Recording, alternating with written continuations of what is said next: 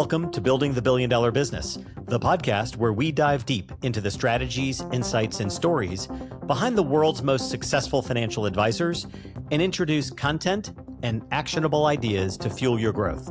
Together, we'll unlock the methods, tactics, and mindset shifts that set the top 1% apart from the rest. I'm Ray Sclafani, and I'll be your host.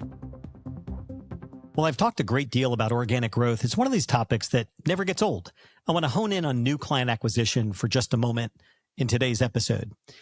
This organic growth obviously is a critical indicator of health for every successful advisory business, regardless of size, assets, revenue, or number of clients. It definitely reflects a team's ability to deepen relationships and bring in new ones.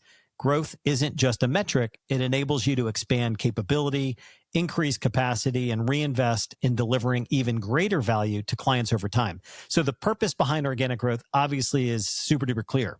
In our industry, growth can signify various things. For some firms, it's about increasing wallet share. For others, it's driven by a strong market when rising AUM is the focus. However, one of the clearest indicators for a firm's true growth health is its ability to consistently attract and onboard new client relationships.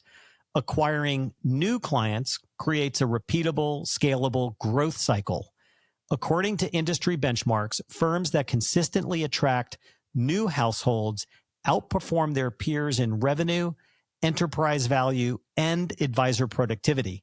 Despite all that, most firms allocate less than 2% of gross revenue for client acquisition, and many advisors spend less than 10% of their time prospecting for new clients.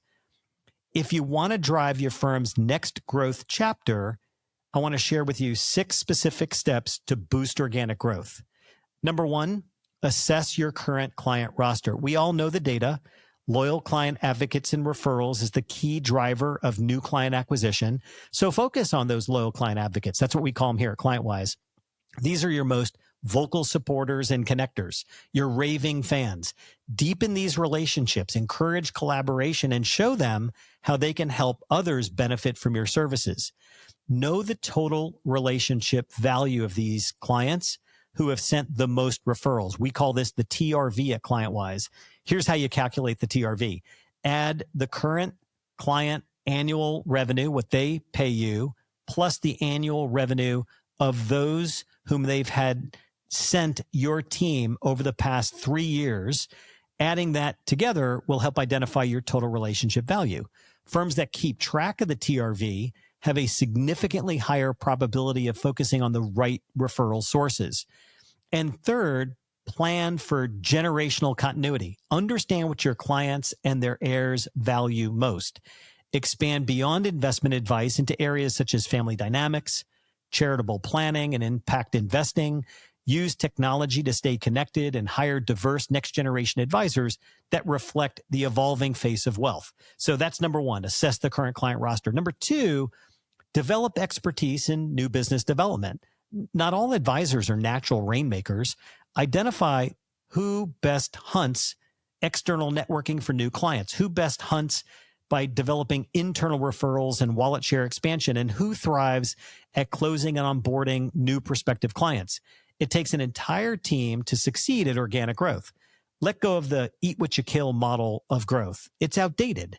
The best teams hunt in packs and divide the responsibilities related to organic growth. And structure your team accordingly. Dedicate roles for lead gen, lead nurturing, and relationship management. Those are all different skills. Not everybody is great at wearing all of those hats, and some team members are better at wearing some hats than others. For example, if you've got somebody that's great at lead generation, but closing and winning the new client relationship and onboarding them isn't their strong suit, well, bifurcate the roles. Solve the most important mystery of all: how to institutionalize lead generation so you can provide qualified leads to the advisors in your firm who know how to win new clients and serve existing clients more effectively. Train your team on the fundamentals of business development. If acquiring new clients is a goal, then dedicate time and energy to it. It just isn't going to happen magically. So that's number 2. Develop expertise in business development and think how to institutionalize your lead generation. Number 3, create a more focused marketing plan. Kate Healy is our fractional chief marketing officer, and she's been helping us with a focused marketing strategy. And what we notice is over time, about every 3 years, you want to redefine your value proposition as a team. Align your messaging with the real and emerging needs of the ideal client and the personas that you seek to target. Every 3 years, you're enhancing capability, you're expanding capacity. Certainly here at ClientWise, we've observed that. And so there's a reimagination and an understanding of what are the shifting needs of the clients with whom you intend to serve. Emphasize your distinct specialties and areas of differentiation. Clients are looking for greater value, not just a portfolio manager. Present this positioning consistently across your digital presence, content strategy, and event participation. Ensure that every professional on your team is singing from the same hymn book, so to speak, and using consistent language. Number 4, utilize your CRM for identifying opportunities. I am shocked how many firms do not have a clear structure for tagging leads, converting leads in the CRM, and then tracking those leads that convert to opportunities and knowing how much time in the pipeline they're spending before they become a current client, understanding who their heirs are and whether or not you've got relationships with them. I mean, just maximization of CRM alone is a real lift for firms that dig into that. Create a report of these outstanding opportunities and review them. Create a report of these outstanding opportunities and review them biweekly at the very least. Most teams rely on each advisor to individually track their own opportunities. And while that sometimes works, you don't want opportunities slipping through the cracks. Add services like estate planning or liquidity event preparation so that you can deepen the household wallet share. Contact future inheritors directly and understand their values and engage them with technology-enabled episodic advice. So that whole CRM piece is a major opportunity for so many teams. Number 5, set intentional goals for new client growth. Understand how many new clients your team has onboarded over the last 12 months. Analyze what's working and what's not to refine your acquisition approach. By the way, if you're listening to this episode and you're like, Ray, new clients are coming in. We don't really have a new client acquisition challenge around here. Oh, but you do. I was sitting with a team at a strategic planning session recently, and they were lamenting over these capacity constraints that their business was growing and they just didn't have enough resources to serve and the existing clients and meet the promises that they were making. And I asked them, well, how many new clients have you brought in over the past 12 months? And like every head turned, they weren't exactly sure. They paused. And then somebody jumped onto the CRM, pulled it up, and it was a really big number. Well, no wonder they were stressed. So by setting intentional goals for new client acquisition growth, you can actually manage capacity and meet the needs of existing clients. So there's a whole good reason to focus on this new client acquisition, even if it's just to make sure you have the capacity and you've got the capability to deliver for existing clients. I would also build a 5-year forecast for new client acquisition growth and the revenue per client grounded in your ideal client persona. Use this to model future capacity and then structure the team needs accordingly. The team I was just talking to, because they haven't set new client acquisition goals and weren't really measuring over the past 3 years, well, they were finding themselves in this constraint. So planning ahead really does matter.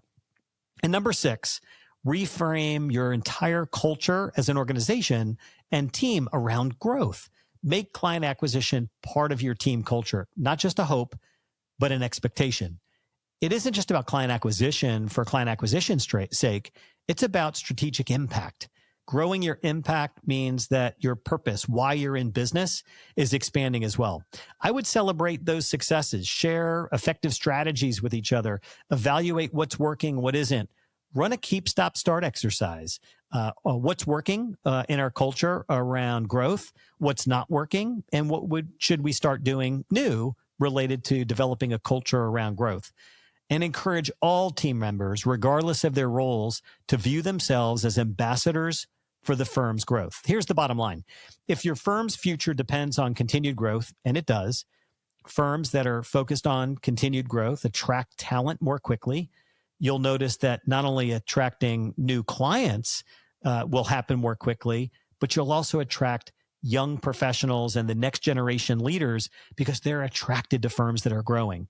This whole concept is essential if you're developing your talent roster. Firms that seriously take the 6 steps that I outlined here are the ones creating a self-sustaining, scalable growth cycle. The opportunity is there. We know the wealth transfer, the demand for advice, the declining number of advisors in the profession. There's a clear opportunity here, and now's the time to act.